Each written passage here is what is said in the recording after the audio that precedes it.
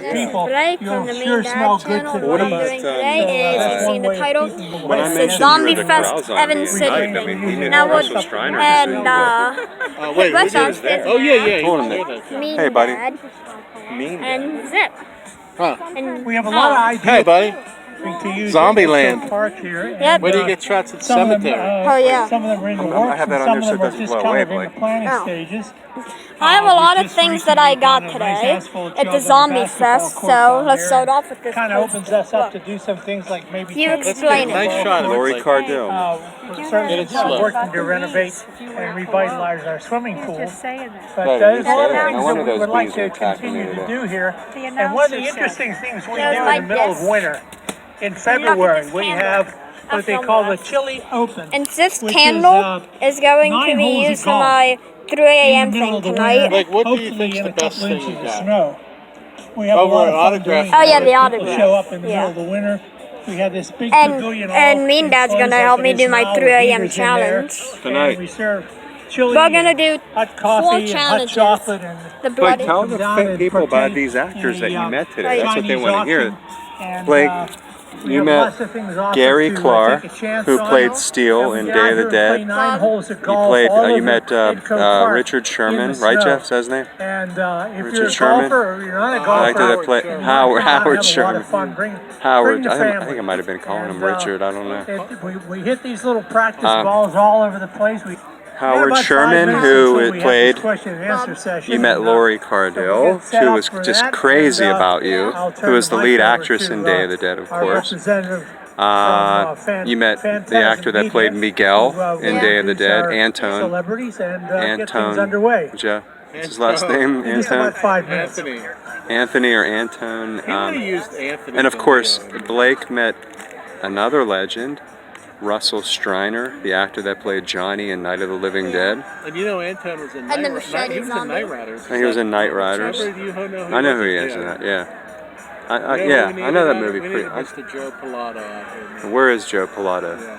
And who else? Who else did he meet? John Russo. John Russo. John the Russo. king. John Russo, the writer of Night of the Living Dead. Yeah. Who else? And John Amplis, yeah. Martin. who played Martin, and So- who also was in Creepshow as the zombie that comes back and says, "I want my cake, Bedelia." Oh, you know, I should have talked to Empress about that movie that was filmed in And Braddock. the challenges that we're going to be doing what is tonight, that? this is No, the phone, by the way. Christian Me Bale and Mean Dad are going to be doing it. Wow, We're going to be was John calling Amplis Freddy involved in Fazbear at 3 No, I should a.m. have said Say hi, that. Ma. You know, I was glad to see Braddock again in. And the Bloody Christian Mary Bale challenge. Now, what you have to do with the Bloody Mary challenge is you go in the bathroom, you say Bloody Mary frame 3 or times, and something will Like, happen. Walmart has And I'm going to 8x10. knock Even twice on the dollar door stores. I think I might. at 3 Is that a.m. an 8 by because 10? if you knock twice at 3 a.m., something will happen. It's a reference off of a game called Don't Knock Twice, and I heard if you knock twice at 3 a.m. on a door, something will happen. And we're also doing the Charlie challenge. It's about these. I love Steel, man. I When like shook the his song. hand, he like laughed. He was Oh, like, yeah. Yeah, I remember that. I can remember that. Yeah. That was awesome. He is a nice guy, man. Really nice guy. He was in, And we're he was going to in do Big. the Charlie Was he challenge. Now, really? Yeah, the thing it's on a the real small part. Charlie challenge is it's about a boy, Wait, a no, little when they boy. get up there, you can't talk because they're gonna be talking. I know, a little boy who jumped off a bridge and committed suicide, and that's why he's evil. And we're going to be calling Freddy Fazbear at I 3 keep calling a.m. Bob Richard Sherman. We're going to be yeah, calling Oh, yeah. Freddy Fazbear at 3 a.m. because something will happen there. So stay tuned for tonight. Now, let's listen to... Oh, and I got this. Yeah, this was $5, but I only had $4, but I got this anyway. Right, Ma? And I got Sun Chips, the original flavor. And I got this zombie with a helmet right here.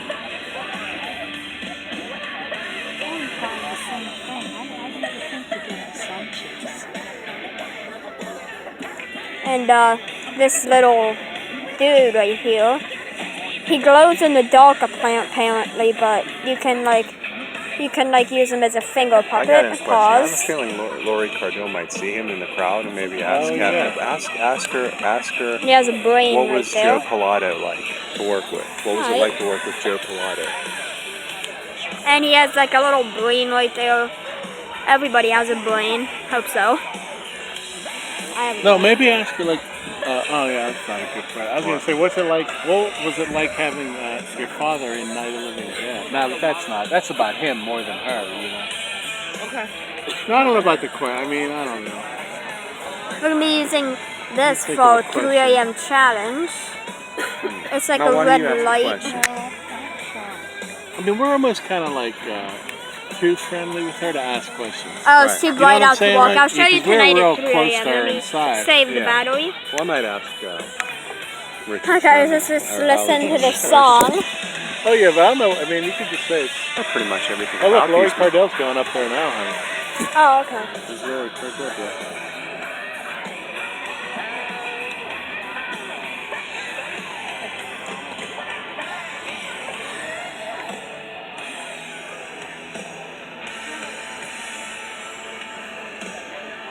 Who's she talking to? She's talking to the one chick from Effects, right? Oh yeah, that's another person I forgot to mention. Yeah. I should have said that. So I love that movie, Effects, man. Oh, they're all coming now. He needs to be laying down. You know, we could have met the two zombies. That remember the two zombies? Here comes John Amplis, Howard. There's Howard Sherman. Here they all come, Blake. Wait, honestly, Steele though. I don't think he's doing this for some reason. Like you're like, there are people filming. Can you got to zoom in though. Who is that the announcer? It just seems familiar. He was in a movie or something. We don't know who that is. And what we've scheduled for, and that's great because more folks we have here, more Who is questions that we're gonna guy? ask, And then the more narrator, fun or we're the gonna have MC or with this. whatever. I don't know who that guy is. We're scheduled for having. I want you to Lori film Cardell, this and Howard Sherman, zoom in Jeff on it, Monahan, okay? and Eugene Alright, Clark. but it's hard to see Whoever's because talking, More zoom in on so them. I'll let our representative from Phantasm Media to Oh yeah, introduce the Phantasm. folks That's and, a really. They what's said he- Phantasm Phantasm Media. Media. Media. I'm not sure what that's about. That's a really good movie. Like John Check Russo it gave you a out. CD, man. For free. Yeah.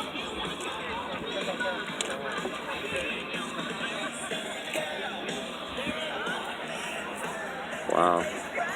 Well, I didn't know it would be this personal, man, up close and personal.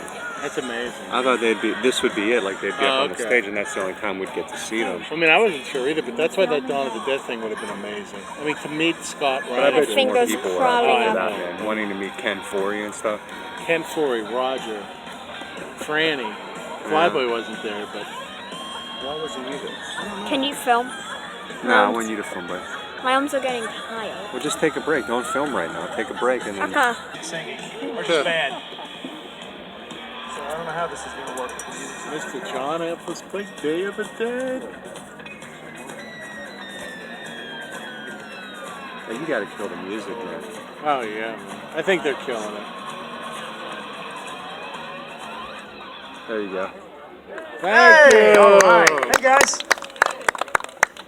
That's a little better. We're gonna play Pass the Mic to begin with until we get somebody to I zoomed in, by the give us way. another mic. There's a seat down here, John. John doesn't want to sit by us. Day of the Dead reunion or something. Anyway, my name is Brian Stewart. I publish a magazine called Phantasm Presents. If you were here yesterday, you've heard the spiel, but we were doing a magazine with George up until he passed away. It just came out. So that's why I'm here, and that's why I'm hosting the panel. That's the short version. There's too many people up here for me to keep it too long. I want to get to everybody and have everybody have plenty of time to talk. So I'm just going to pass the mic. We'll go down. Even though you know who everybody is, we'll let them introduce themselves. Hi, John Amplis. Hey, John. Hi, I'm Lori Cardell, and I play the character of Sarah. Hi, I'm Sarah Fisher. Oh, he's Fisher. I'm Deborah Gordon, and I play AKA the ghoul of your dreams. Corral Zombie. Hi, I'm Jeff Monahan. I was the swamp zombie. Steel blew my head off right after I grabbed the hat off of his. I'm Howard Sherman. I played Bub. Anthony DeLeo played Miguel. Anthony. Yay. Anthony. It's lit. Okay. It's sort of like a two-way thing. You ask, they answer. Are they supposed to? This thing is 100% lit. That means awesome. Well, they need more than one mic up there.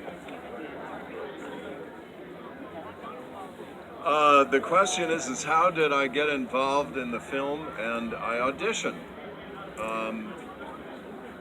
Got a call from my agent to show up at an audition, and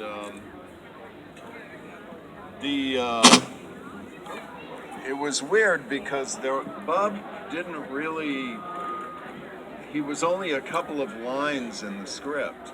Obviously, he doesn't have any dialogue, and I'm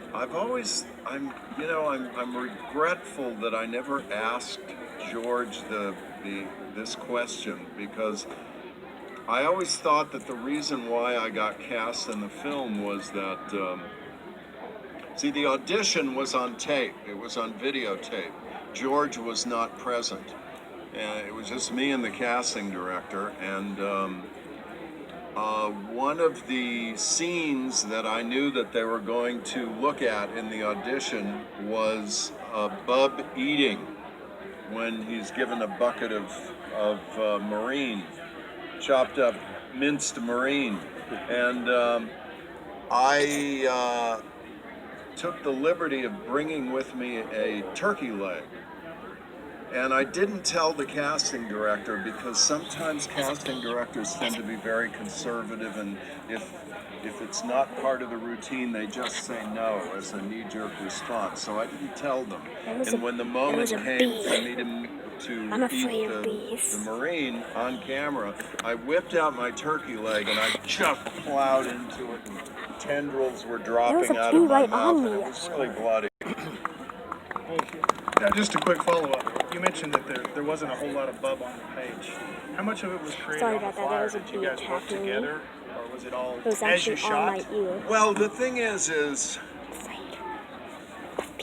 I don't know. I don't remember, but in the script, like the first scene, or the scene in the lab when I pick up the phone and a book, and then I'm given the I'm gonna zoom out so they get more of a view. that really would take a short Yeah, paragraph. I just figured out I'm gonna zoom out so they get more. Although it of was you a lot of guys. screen time, in fact, after we shot that day, which I think was my first day, I can't remember, but George said that he would like Bub to appear more in the movie, and if I had any ideas for other scenes, to let him know. And in those days, when my knees were still fairly functional, I would jog to stay in shape, especially because I smoked. And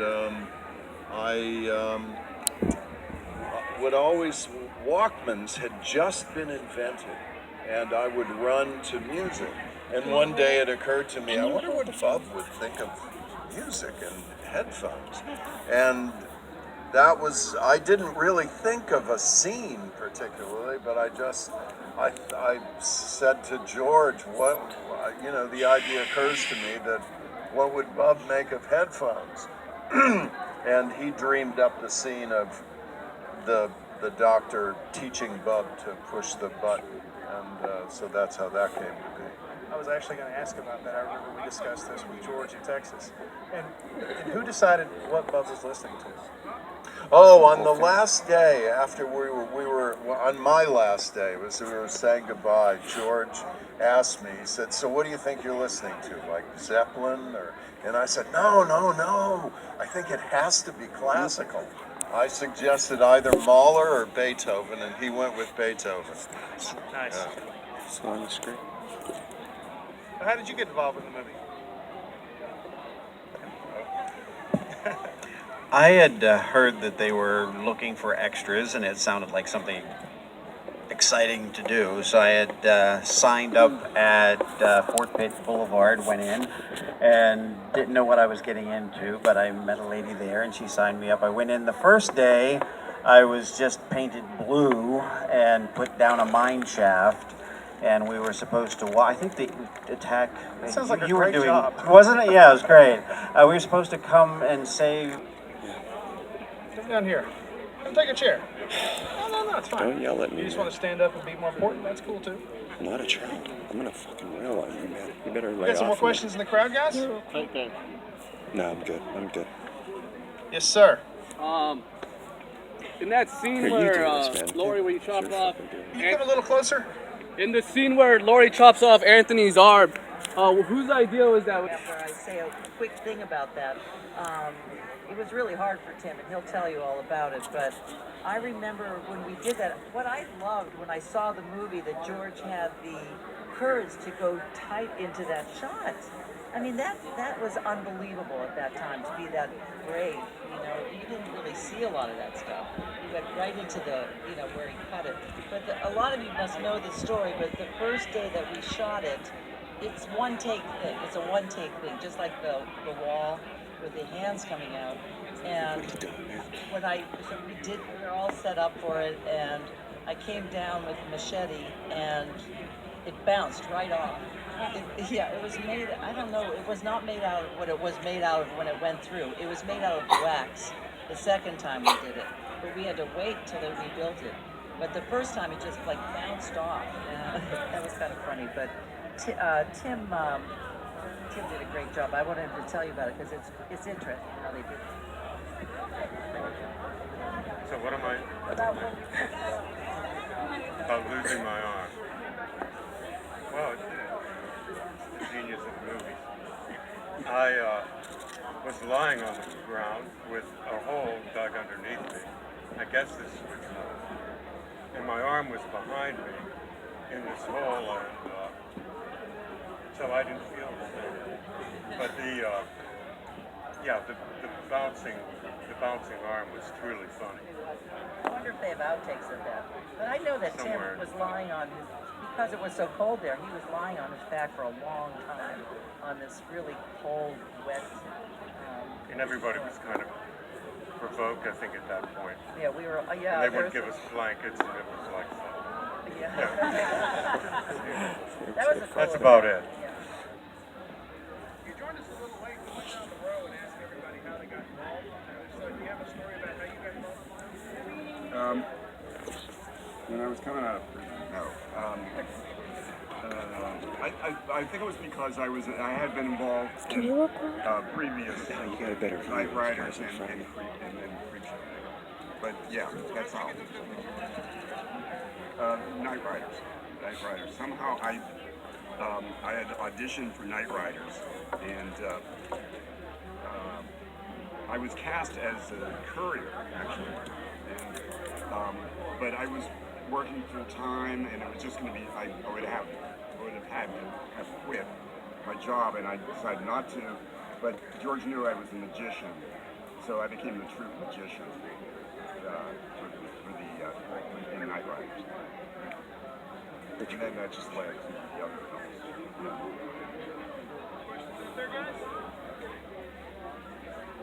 I'm Mark, by the way, Mark Tierno. That was Beef Trees. Beef. Oh, he was like the Ron Woolley zombie. Beef tree.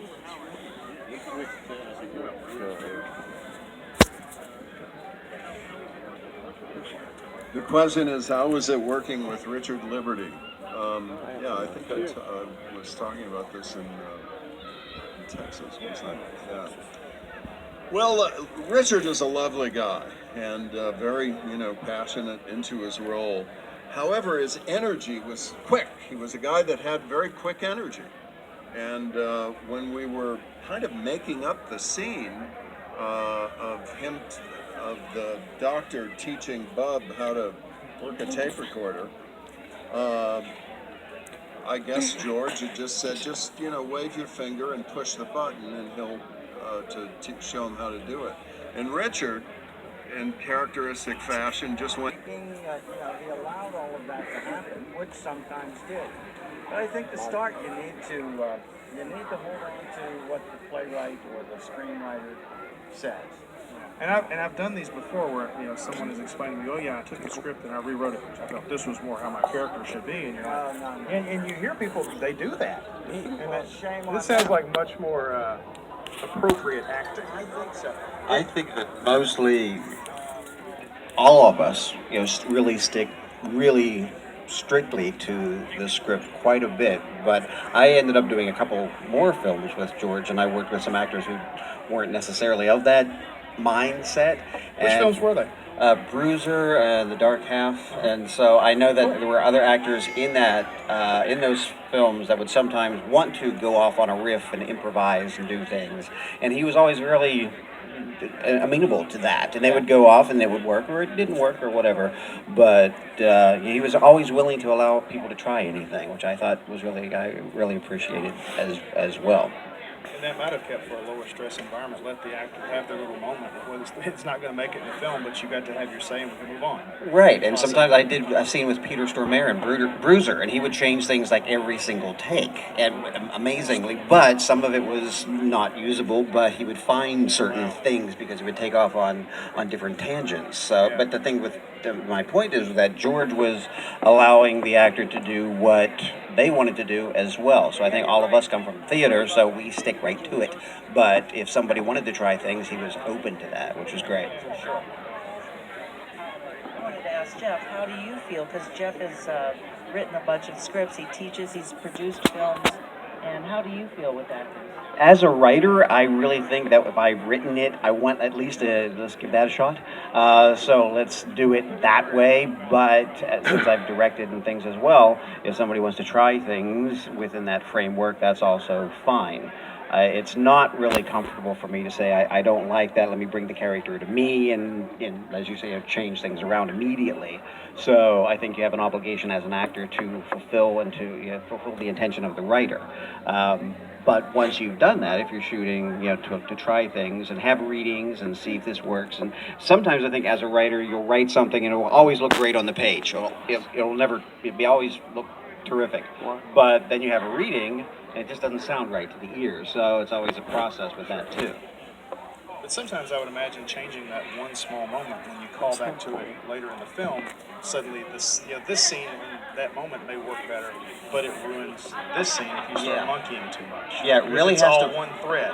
Yeah, it has to go all the way through. And sometimes just a word or a pause or not that sounds like it may sound funny at that point, but it actually is built there when for a there's reason. Callback, there's a reason for it. Can I say something? No, please, go ahead. No, go ahead. Just quickly, and I have such respect for actors, and I've worked with each and every one of these, both on stage, some at college, and at film, but I want, and this is really about Howard. I don't know if I've ever said it to him. I've said it to others about him. But my first day of shooting was the opportunity to get this on the Bob. And so, what I want to say is that performance of Howard's in this film, I think ranks with the likes of Karloff and Frankenstein. Absolutely. It is iconic. No. It will last forever. I was mesmerized. Every time he had a scene, whether I was involved in it or not, I would stand there and watch him work. This was one of the most amazing transformations I've ever seen on film. Absolutely. Anyway guys, if you enjoyed the video, then comment, like, or subscribe. I'll see you guys in the next video. There's nothing really much else to do. I'll see you guys later. Peace.